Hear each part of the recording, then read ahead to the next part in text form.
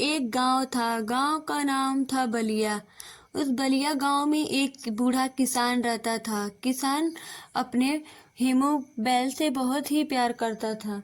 उसके परिवार के रूप में बस एक बैल ही था। वह किसान बहुत ही ईमानदार और मेहनती था। हर सुबह सूरज उगने से पहले खेत में काम करने चला जाता था। लेकिन उसकी जिंदगी में मुसीबतें कम नहीं होती थी। कभी फसल सूख जाती, कभी बैल बीमार पड़ जाता, कभी तेज आंधी से उसकी झोपड़ी उड़ जाती।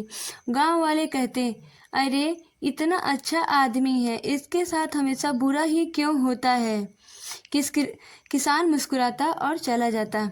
एक दिन गांव में भारी बारिश हुई। कई घर गिर गए, खेत बह गए, लोग परेशान थे। पर किसान का घर थोड़ा ऊंचा था, इसीलिए बच गया। सब लोग आश्चर्य से बोले, देखो भाई, इसका घर तो सुरक्षित है। तो किसान ने थोड़ी आह भरी और बोला, शायद भगवान ने इस बूढ़े किसान पे आज अपनी दया दिखाई है। एक दिन अचानक किसान हेमू के बैल हीरा की तबीयत खराब हो गई। हेमू का फसल पहले ही बाढ़ में नष्ट हो गया था। उसके पास एक ही रास्ता था, या तो अपने खेत को गिरवी रखे, या जमींदार से पैसे ले, या तो अपने बैल को मरता हुआ छोड़ दे। उसने अपने खेत को गिरवी रखने का फैसला किया। वह जमींदार के पास गया और बोला, मालिक, मुझे कुछ पैसे चाहिए, उधार दे दीजिए।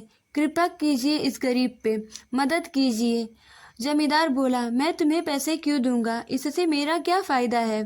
गरीब किसान बोला और उसके पैरों पे गिर गया। बोला, मालिक, मेरे ज़मीन के कागज़ ले लीजिए, इसके बदले मुझे पैसे उधार दे दीजिए। कई बार ऐसे करने पर जमींदार को उस पर दया आ गई और जमींदार ने बूढ़े किसान को पैसा दे दिया।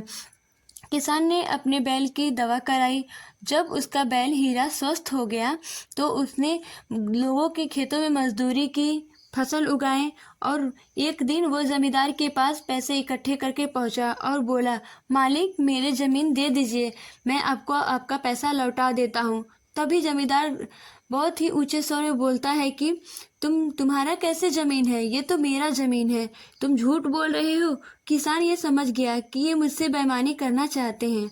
एक दिन अचानक जमींदार की बेटी की तबीयत बिगड़। बच्चों, कहानी से हमें ये सीख मिलती है कि कभी हमें किसी का बुरा नहीं चाहना चाहिए और हमें सबके साथ अच्छे से रहना चाहिए, और बेईमानी तो हमें बिल्कुल ही नहीं करनी चाहिए। कई बार क्या होता है कि हम जब छोटे होते हैं तो क्लासरूम में बैठे रहते हैं, तो वहाँ किसी का पेंसिल गिरता है या रबड़ गिरता है तो उठा कर रख लेते हैं। ऐसा नहीं करना चाहिए, क्योंकि पता नहीं कब हमारा भी खो जाए और हमारा कोई पाए तो ना दे, तब क्या होगा। तो इसीलिए इस कहानी को हमेशा सीख के रूप में लीजिएगा। धन्यवाद बच्चों।